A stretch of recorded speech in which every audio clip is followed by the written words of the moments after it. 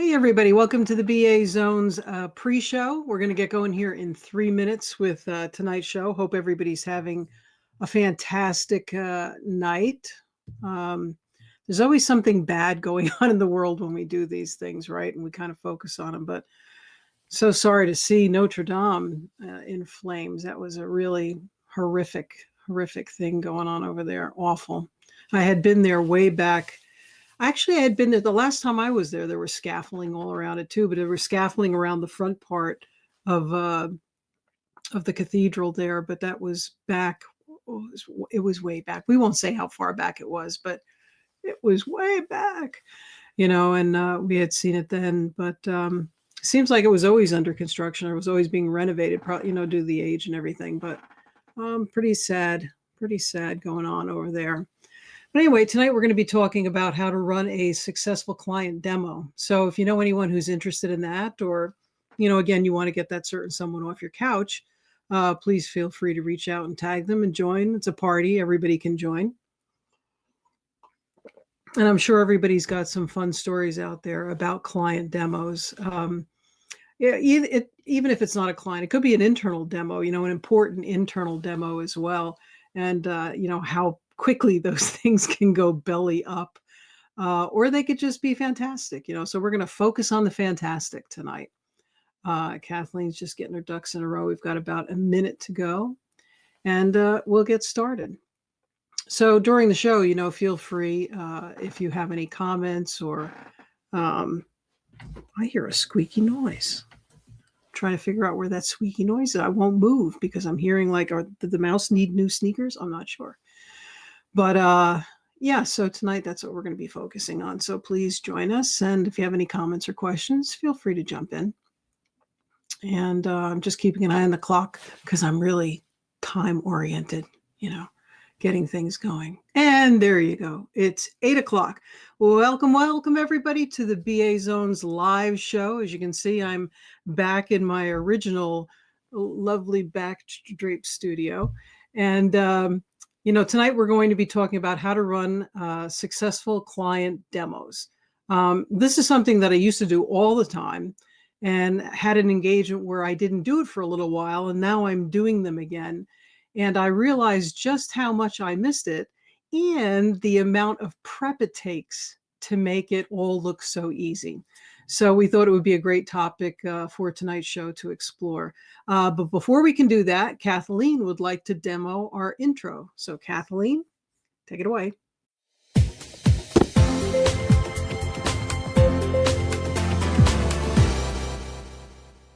Lovely demo intro. Okay, so whether you're selling your application to a prospective client or selling an idea, maybe a new feature or a redesign to an existing client, a demonstration, especially a successful one, which is what we're going to focus on tonight, provides perspective and that all-important feedback and buy-in from the client. So tonight, that's what we're going to be focusing on, demoing an existing client as opposed to a true sales demo. But, a lot of this information is applicable to both.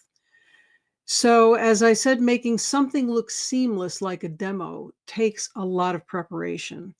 So let's just get started. The first thing that you really need to know when you're doing a client demo is you really need to know your audience.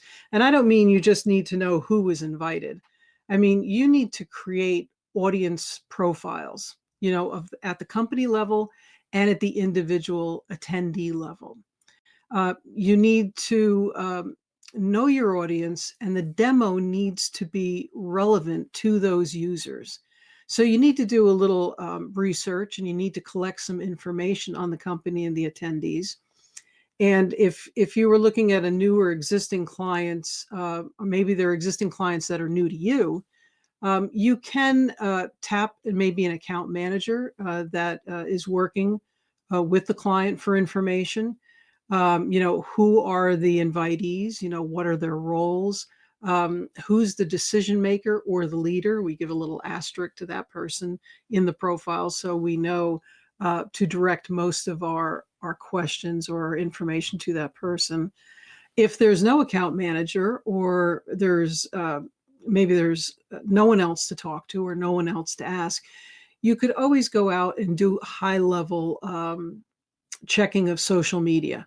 You could look at the company's website if they have one, news articles or releases, or if some of the people are on LinkedIn or Facebook or Twitter, you can check their profile out. You can set up a preliminary touch base meeting, or you can have your account manager do that just to, start to create a relationship and a dialogue with these folks. And obviously, you can ask questions before the demo, during, and after the demo. And this information will be far more specific and within context when you're actually asking these type of questions, and what type of information the people are focused in on, what they want to see happen. That's what you got to make happen. You kind of have to give them what they need, right? So you want to discuss all this information, and then you want to document it. What do they find difficult or frustrating or confusing when using the application? What are their pain points? What's their decision process? Who are the decision makers? What are their priorities? What do they value? Um, and this can sometimes you can determine this sometimes actually by the way they speak. What are they passionate about? What are they complaining about? That's always a good one. What are they complaining about? What information, when you're talking to them, do they need but they don't have? Does the application support all of their workflows? Do they have unique needs? Can they quickly navigate through their workflows using your application? Who are the users? Do they currently have a list of enhancements already that they're looking for? Because you definitely want to include those in any type of, if you can, in any type of a redesign or a demo, so that they know that you're listening to what they're asking for, what they're saying. All of this is about really creating a relationship, getting them to trust you, so that they'll open up more. And you want to note what is important to each one of them, right? Why do you need this information? You need it in order to customize your demo. You want to align that demo and highlight how you believe that the features within the application will address their unique needs. Because the focus really, in a good demo, the focus really is about the client and the client needs, not the product. The product is there as a supporting actor, right? The product, or even the new design, may not meet all their needs, but it will engage them into a conversation, will engage the client to help you identify those needs in the first place. And that's one of the major perks of a demo. You actually get to understand what's lacking, what's missing, what they think is terrific, etc. So once you create that profile so that you have it there, because let's face it, we deal with potentially a lot of clients. You can't remember everyone's name, so you want to list all their names. You want to note down any personal information so that you can, and it's not being manipulative in any way, writing this down, right? It's just a way to remember it all, because, it's just a lot of stuff to remember. So you want to develop that relationship by asking them some personal questions when you get on the call and things like that. So you definitely want to create that profile. Once you create that profile for the demo, you want to create standard and customized storyboards. So storyboards are, they're typically used by the movie industry, right? So they lay out the sequential scenes and the progress of the story in the film, right? And they help the filmmaker to visualize the entire film. So for a demo, you get about somewhere between, maybe, if you're lucky, 20 to 45 minutes to demo. That's if they haven't taken up all the time at the beginning talking about all the executive level stuff, or just someone who just can't stop talking. And we know a lot of those folks, right? So you get about 20 or 45 minutes, and that includes all the questions and answers, all the back and forth information, plus the demo. You can't waste any time. So you need to optimize that time as much as possible and make it relatable to the client's needs as much as possible. To do that effectively, you need to plot that demo out in a storyboard. You need to take a script, right? Create a standard flow. This is the standard flow of how we demo this particular application or this feature. And then from there, you want to take a look at it and say, what is the client focused in on? What are they really focused in these particular features? And I'm telling you, every client is different. Um, so you need to present that demo in a way that highlights those unique solutions to the issues that that client has previously identified or that might be revealed during the demo, because you will learn a lot doing a demo just by, we can't always be on site. We can't always be shadowing people. So these demos are key to finding out information that you may not know. So just the difference between an unrelatable demo, which is just, going through listing features and functions, and a demo that makes the client feel that they're being heard, um, that you're more than just a vendor, you're sort of a partner. You're in this with them. And that's really the difference between those types of demos. So a couple of tips to keep in mind when you're creating your storyboard and script. Start your demo with, what are the key points or messages of the demo? What are the problems that you're trying to solve and for whom? And you can do this in a bulleted list. It could be a slide before the demo.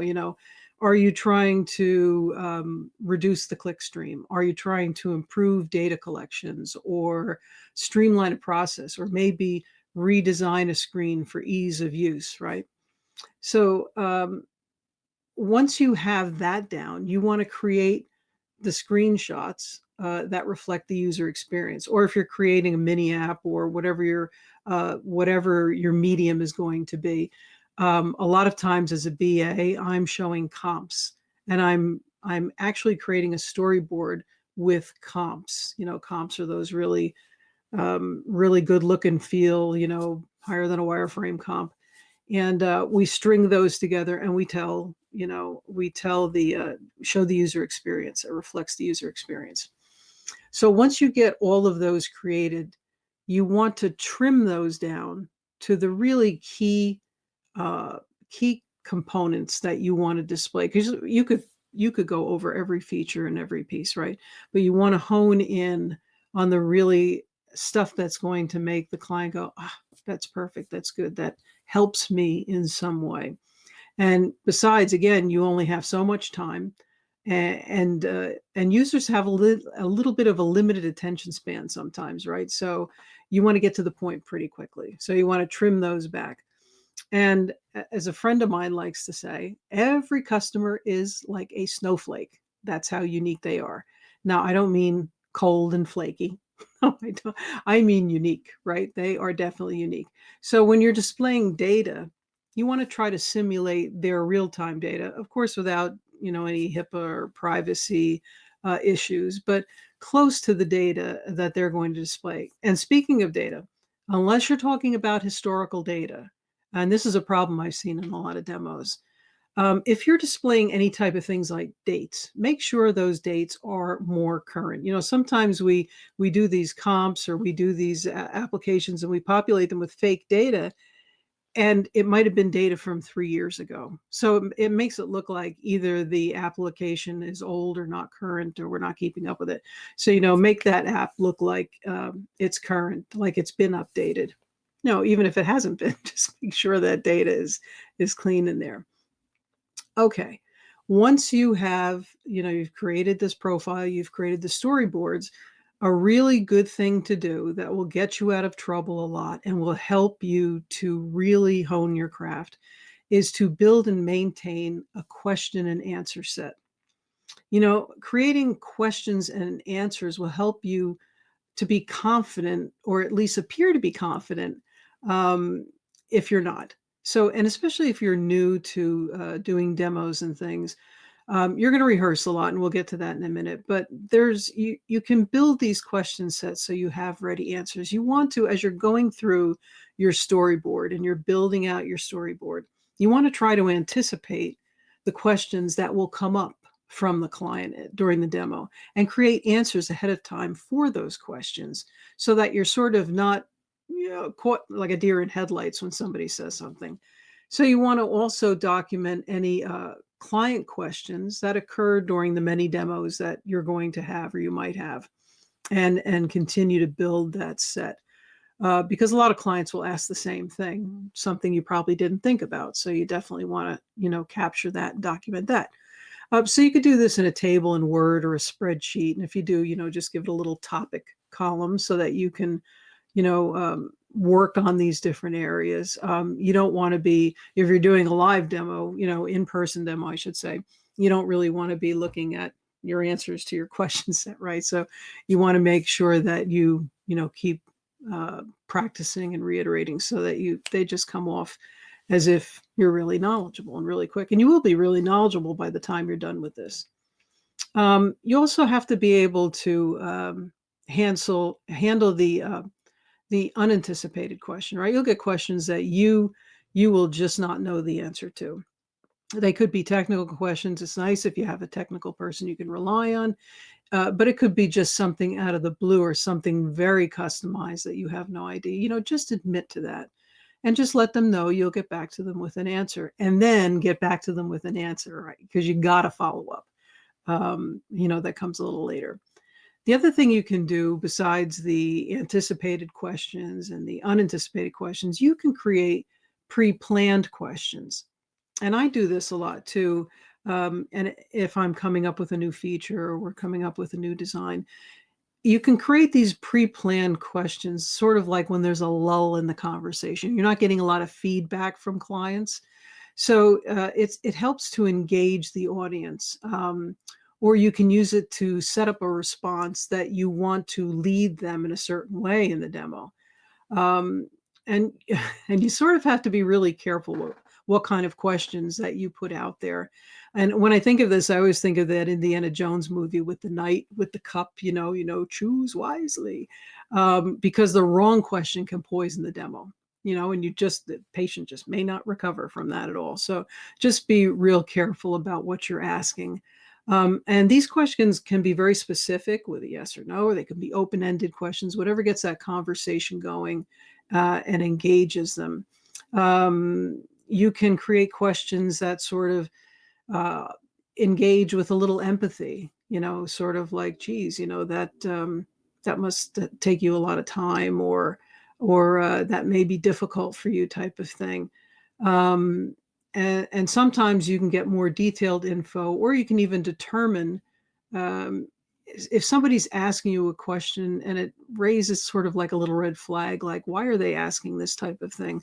Do they have a specific agenda in asking this question? You can always reply with a question. Just instead of answering it, it's just sort of like reply with another question, answer with a question. Like sort of, can you tell me why you need this? It came up in a demo with me not too recently that someone was adamant about a certain feature. And I said, can you really walk me through why you need this? And we got a whole lot of information that had really nothing to do with that original question. So that can happen. So, there's different ways to ask these questions. So besides giving you confidence, planning questions and answers will help you control the audience, right? It helps you control the flow and lead them in a logical way. And not that we're controlling in any way whatsoever, but I just want to take a little brief break to welcome all our new subscribers to our community. Congratulations. Welcome, welcome. We hope that we can service you and help you connect with other business analysts. And we invite everyone out there who hasn't done so to sign up for our mailing list so you can be the first to find out about what we're doing and events, classes, free stuff, that kind of thing. And we do collect minimal information. We don't do anything with that information other than inform you. And you can also like and follow us on Facebook. And if you're on YouTube, you can subscribe and hit that little bell icon, and you'll get notified when we go live. So if you haven't already, please join our community and help us make it a place where we can all share our experience and give each other a hand. That's what we're here for. I'm just checking in with Kathleen. Everything seems to be, you're okay out there? She's okay out there. Double checking. Always got to check on the woman behind the curtain. Okay, so You've created your storyboard, the flow of your demo, the screen caps to help you visualize how you'll navigate through the demo, and you've created your question and answer sets. So it's really time now to rehearse. Practice, practice, practice, and rehearse. The best demos, the ones that just sort of flow, they're seamless. Everything seems to be spontaneous. The give and take, the ebb and flow. Smoke and mirrors. There's a lot of smoke and mirrors. That doesn't just happen. It takes a lot of practice. Great actors appear to be really natural, right? You watch movies and they, gee, that actor, he seems like he's so natural. But it's a rehearsed natural, right? It's rehearsed to look natural. Excuse me a minute. One sip. Allergy season. Okay. So you want to practice by yourself. You want to walk through the demo. You want to make sure you're targeting and communicating the client's use cases or their issues. You want to perform the demo for an internal group, an internal group review, people you trust, and adjust the script accordingly. Maybe the client account rep, product managers, ops, who's ever involved with the client or delivering that particular feature, fellow BAs, anybody who will listen, your mother, the dog. Well, the dog doesn't really respond, but maybe they give you a little high paw. But find someone who will also play devil's advocate. This is the heckler in the audience. You want somebody who's going to say, but what about this? What about that? So you're not floored or, like that deer in headlights when it actually happens in real life. And one of the better things that you can do, which nobody really likes to do, but we do, and Kathleen tells me all the time, watch the recordings, so you can improve. So record yourself, watch it, see how it comes off. During the demos, you record the demos as well. If you're doing them from remotely, definitely do that. And that will help you. That will definitely help you. It's sort of like, watching your golf swing or improving your golf swing, it helps. So do that. Record yourself. Once you get closer to the demo, right? Or if you're doing it on site, especially, and remotely, you want to test everything before you demo. What could possibly go wrong? Everything can go wrong. So, and here's a couple of things to just check. And this is a small little list, and it's just based on some of the things that have happened to me. So if you're doing an on-site demo, make sure you go in either the day before or that day early, more than once if you can, and do a test run, do a dry run. Make sure that there's an Ethernet cable or bring one with you. You have all your passwords, your permissions, the authentications that you need. To get out to the internet if you need to. Make sure there's a projector that you can attach to your laptop so you can, demo to the masses up there. Check for any kind of hardware compatibility, etc. Those are just a couple of things. There's a lot more, but we're not going to go into that tonight. If you're doing a remote demo, again, test ahead. Are there any plugins that need to be downloaded and installed? Make sure that everyone can access, whatever screen share app you're using, WebEx, Skype, Google Hangouts, Join Me, vMix, whatever it might be, and make sure you know how to use them.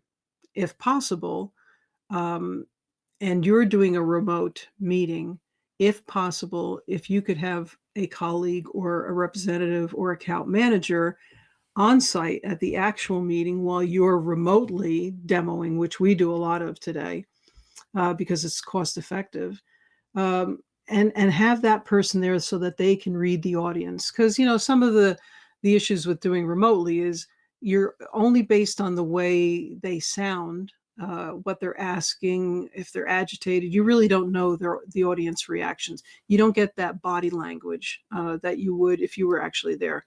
So it's great if you can have someone actually there doing that for you. Do things like check the speed to the connection. We're always doing that with my connections. Kathleen will tell you speed's an issue. Um, or better yet, you could provide, something that doesn't require you to go out to the web at all. Um, Make sure that if something bad happens, or if something goes down, or if something stalls, that you have something to talk about. You know, we're never at a loss for words, right? So whether that be, puppets, puppet shows on the screen, whatever you want to do, an interesting story, anything that'll keep people occupied. You want to make sure that you shut down everything else that's running on your laptop and hide all your icons, and make sure you have all your usernames, passwords, and that they work, and make sure you can access the demo. That's one of the most important things, right? All that said and done, things can still go wrong, and they do. And you need to have a backup plan. So, create time fillers, as I said, for different possible scenarios. Take the time to make conversation, try to create that rapport with someone, take a bathroom break, take time to delve into some of the comments or suggestions or requests that might have come up during the demo. Fill that time, humorous story. Always have a bag of M&Ms in your bag just to pass out, especially if you're doing a clinical demo, because M&Ms come in handy with clinicians who don't get a lot of, time to eat very much. If you can put a version of the app on your laptop that doesn't require a connection, you can do that. If at all possible, have a wingman or a wing woman to distract the audience when things really go wrong. I mean, we've had plenty of demos where we were such a team, and we met as a team prior to going out to these client demos, and really created the storyboard of who was going to say what and what was going to be done, because it really is a team effort if you're lucky enough to have that type of demo. And there were times where I would just have to barely raise an eyebrow to someone, and they would just distract because there was something that had to be done. We've had smoke and mirror demos in the past where we had somebody in the hall dialing into someone to upload data. I mean, all kinds of crazy things back in the day. And so those things fail. So it's great to have, that distraction and that level of connectivity with the team. If you're on site, that's terrific. Remotely, it's a little bit more difficult, or maybe not. You could probably just text really quickly. Okay, when you get to the actual demo, just make sure, these are just sort of things you would do in any type of meeting, right? You're going to review the agenda. You're going to go over introductions, who's here, who's there, type of thing.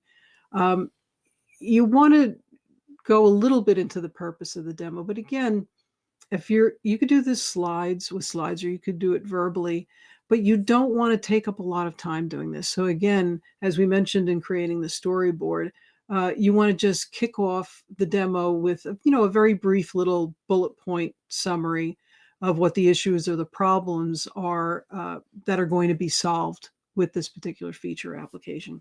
You can provide statistics. If you're trying to reduce a click stream, you can say, like, this new design is reducing this click stream from 4 to 1, and over a period of a month, it will reduce by 30,000 clicks. That's a nice statistic. And then people go, well, I'd like to see more of that. So don't waste your time showing them the existing application. Users already know the existing application. They're already working with certain pain points. So if you wanted to, you could create another slide that just briefly did a side-by-side comparison of, here's the current feature, and here's as it is, and here's how it's going to behave. But again, get right to the demo as quickly as you can. Don't waste 10 minutes talking about why we did it this way, or why it's this, don't do that. You lose people within for a few minutes of that. When you get to the actual demo, smile. And if it's a remote demo, smile with your voice, make it happy, relax, moderate your pace. People are nervous. They tend to talk really fast when they're nervous, or they talk really slow, because they're nervous. So try to moderate your pace. What you're really doing is you're going to perform. You want to be all in, you want to be present, laser focused. you want to become someone else, especially if you're or sort of introverted or a little shy. Just think of yourself as an actor, perform, be positive and sound confident, fake it till you make it kind of thing. Keep them engaged, use conversations, refer to your pre-planned questions when there's lulls, ask them to explain things. Don't talk too much. Let them talk. Pause when you're finished showing a feature. Pause for a few minutes and listen, um, and give the audience time to digest and respond. And don't worry about it being too quiet, because in those quiet moments is when people are actually thinking. And just give them a little time to respond. Demo what's important to them, address their needs, refer to your storyboard. If an audience member takes you in a different direction, just go with it. Be a little flexible, and go with the flow, but then get them and everyone back on track. Again, record the session if you can, so you can play it back to yourself. If you make any mistakes, don't point them out. Don't go, "Oh, I shouldn't have clicked that," or, "Oh, why is it doing?" Don't comment. Don't do any of that. Most of the time, the client won't even notice those type of small errors. So don't worry about it. Don't point them out. Don't make the client any promises on deliverables or requests that are coming in or changes, because you don't know if you can uh, really do that or not, right? And end the demo with any additional Q&A or summary slides or whatever you might have.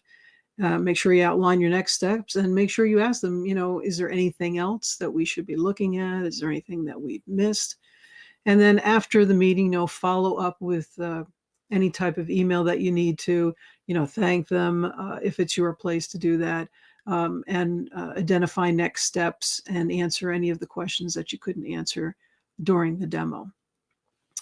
And it's all about trust and delivery, right? Delivering on that demo, and we do deliver.